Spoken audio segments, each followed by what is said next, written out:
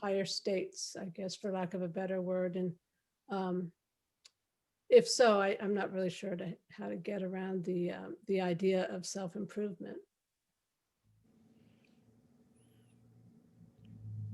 I'm tempted to tell a story I've told many times. Ellen, are you here? Peter? Have I told that story too many times? No, there's no such thing as too many There's times. never too many times. I agree with Peter. Okay, here's a story. So I set out on a spiritual quest when I was young, in my early 20s, and it led me eventually to Trungpa Rinpoche. A friend of mine later characterized me as looking for it with a capital I under every rock and bush. So I met Trungpa Rinpoche, and the impact was very powerful.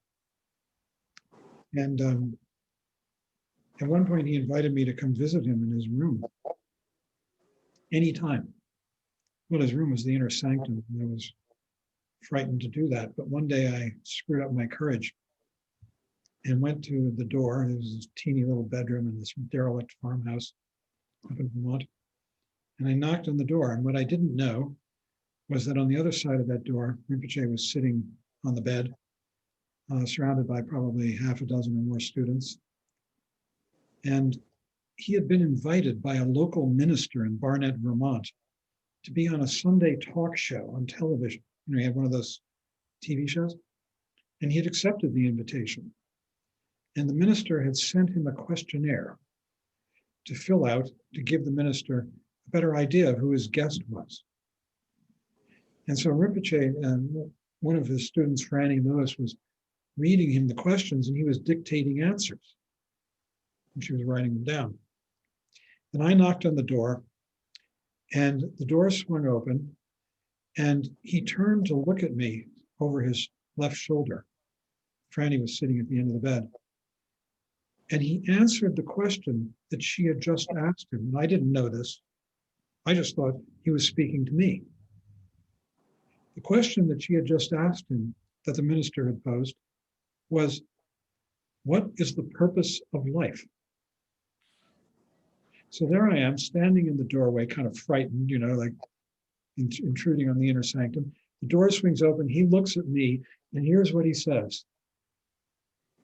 The purpose of life is to have no purpose.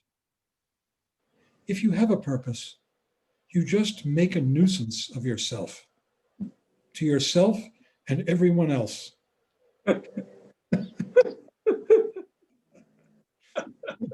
I felt so skewered.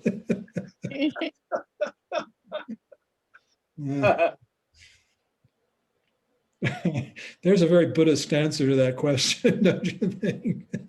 In retrospect. Mm-hmm. Mm-hmm. Great. Yeah. Oh boy. See, when we give up purpose, then we're free to interact with love and accuracy with whatever arises around us. Mm-hmm. They say that, you know, the practitioner at the Mahayana level of the path who's discovered emptiness, freedom from I and other. And they develop 3 qualities. The first to develop is prajna. That's at this level, the ultimate understanding of egolessness of I and other. And then what comes along with that, because there are 2 sides of the same coin, is true compassion. Compassion in the sense of appreciation, of willingness to let be, of seeing things as they are. These are 2 sides of the same coin. You can't see things as they are unless you're willing to let it be just what it is, appreciate it that way, and vice versa. And then the third quality that comes along, and it comes along later in the Mahayana path, because it's harder to get, is what's called upaya in Sanskrit. It means skillful action, that the practitioner can act skillfully in the present moment to help other people come out of suffering, the suffering of belief in I and other. And the reason it's more difficult to develop that quality is because when we go into action, we lose even more of our self-consciousness. It's possible to be smart and open-hearted and to be watching yourself. But when you go into action, when you start to do something, it cuts through that watcher even more. And then one becomes accurate, begins to develop the accuracy and skillfulness of a Buddha.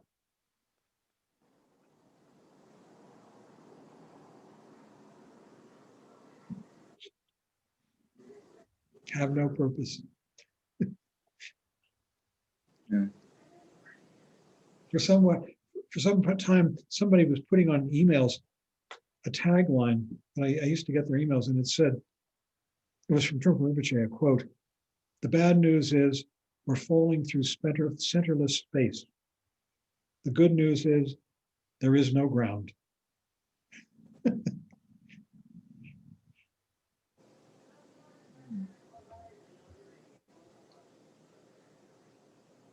Well, friends, perhaps we should end, unless I'll give one more person. Anybody?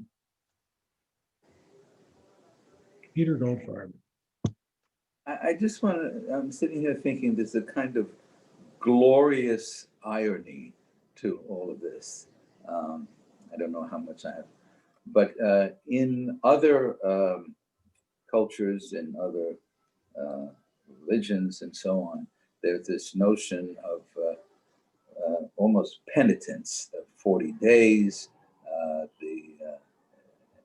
any others, the necessity to descend first, down into hell in order to come back, and so all these things.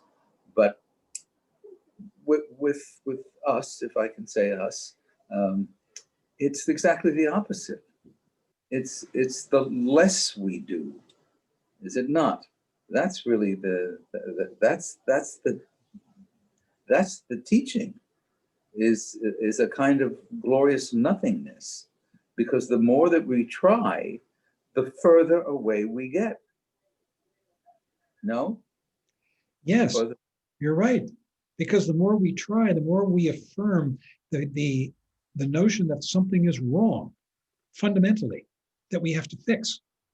Whereas what Buddhism is constantly teaching is that we are all of us, fundamentally awake, fundamentally. And that it's our self-doubt that covers it over and distracts us. Yeah. The awakening. And every time we come present, we let go of that self-doubt, that feeling that we have to make things better. Right. We let that go, and we can come back to that The- awareness that's always with us. There's a liberation to the nothing. It's liberating. I've experienced that relatively recently, because I always thought if anything was off, I had to immediately do something about it, which again brought suffering, really, and failure. But all of a sudden, finally, I'm a slow learner, that this wonderful option of not doing anything.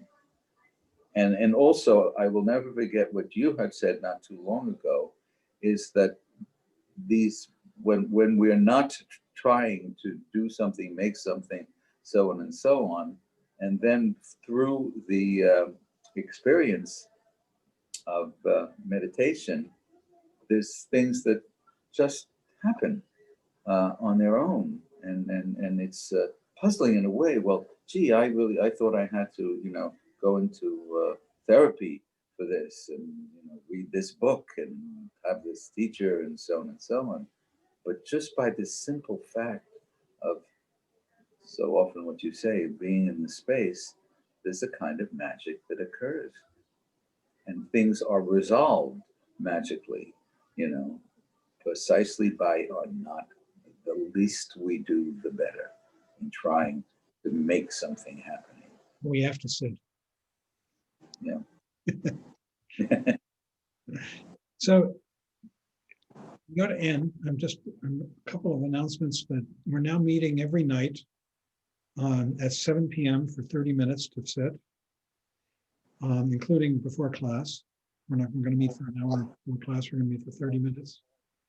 And next week, we have the Sadhana Mahamudra one evening. So we'll meet for 30 minutes at 7, and then we'll have the Sadhana Mahamudra. There'll be a brief talk on some aspect of it, and then we'll chant the Sadhana Mahamudra. Okay, friends, could we close with the dedication of merit?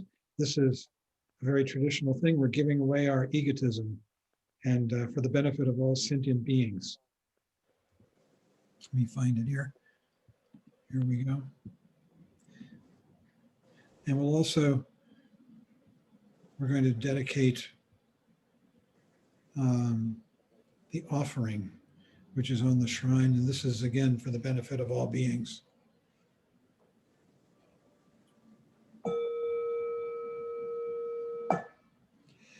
Assemblies of oceans of Samaya bound, accept this offering gift of Dharma.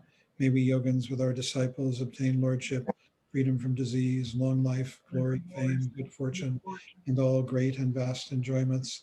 Grant us the siddhis of the pacifying and enriching actions, and so on. Samaya holders guard us, support us with all the siddhis. May there be no untimely death, illness, duns, or obstructing spirits for us. May we have no nightmares, ill omens, or bad dealings. May the world enjoy peace, have good harvests, abundant grain, expansion of Dharma, and glorious auspiciousness. Accomplish whatever mind desires. By this merit, may I all obtain omniscience. May it defeat the enemy wrongdoing. From the stormy waves of birth, old age, sickness, and death, from the ocean of samsara, may I free all beings.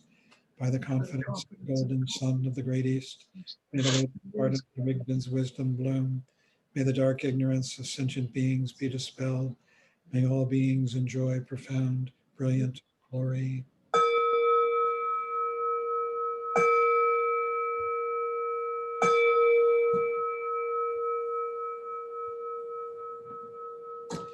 Thanks, everybody. Thank you, John. Thank you, Barry. Thank you so much. Good night. Thank you, Barry and John. Everybody.